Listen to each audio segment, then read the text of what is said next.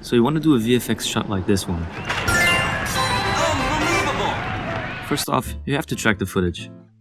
If your footage is vertical, you also have to change the camera sensor fit to horizontal. Use the trackers to make the geometry, and don't forget to apply a more or less correct scale. It's good for a realistic light fall off. Do whatever is going to happen on your video. Here I made a helicopter going down, and I also made a simple mountain geometry to use for reflections and to cover the helicopter coming up. For the helicopter, I animated it going down just by rotating it while going steadily in one direction. I separated the back panel, fractured it using cell fracture, and did a rigid body simulation using a force field. I baked the movement to keyframes on all the pieces. I exported it to Houdini using an Alembic export.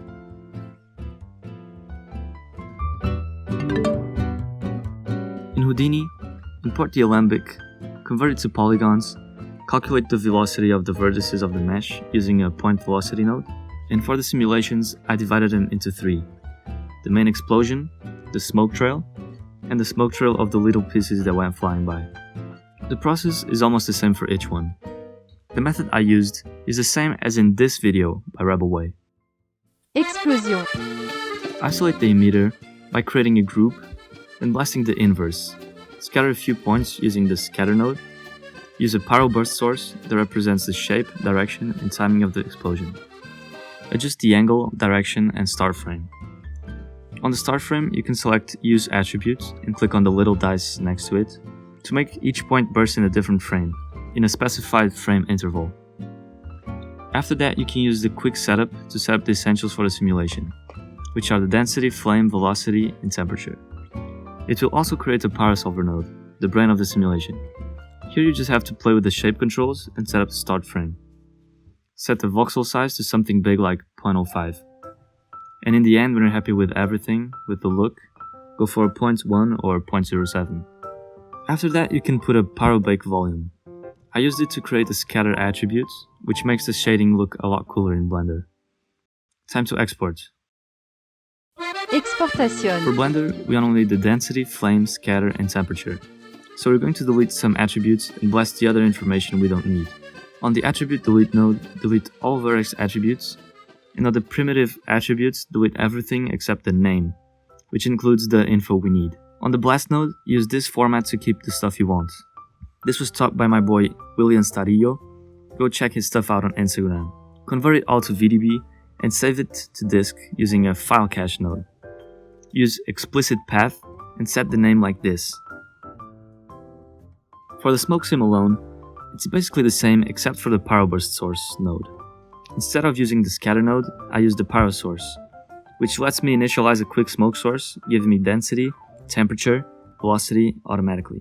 Connect that to a volume rasterize node and type on the attributes, those three. To make the sim more interesting, you can also use the attribute noise node to add some noise to the position of the scattered points that will be emitting the smoke.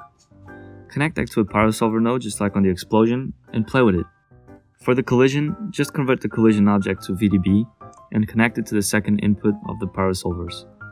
If the volume isn't really representative of the mesh, just use a poly extrude node so it has more mesh volume to work with. And also don't forget to turn this on the Power Solver collision tab. Bring the stuff back to Blender, importing them as OpenVDB. Here's my shading for the explosion using scatter, flame, density, and temperature. For rendering, I only separated the collections between three view layers. One for the explosion and the smoke, one for the shadows, and another one for the rest. The key here is to use the CryptoMatte node to generate mattes for grading in post, instead of having 20 different view layers. Select CryptoMatte object in the View Layers tab, put it all through a File Output node, set to EXR Multilayer, Half Color Depth, and DWAA Codec. Now render all that and bring it to Nuke. I recommend these videos for explosion grading and color matching.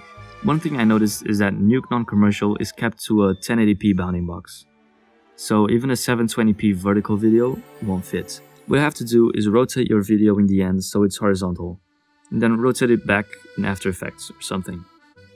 If you use the roto node in your script, remember to set it to no clip so that it will not mess up your video when you rotate it.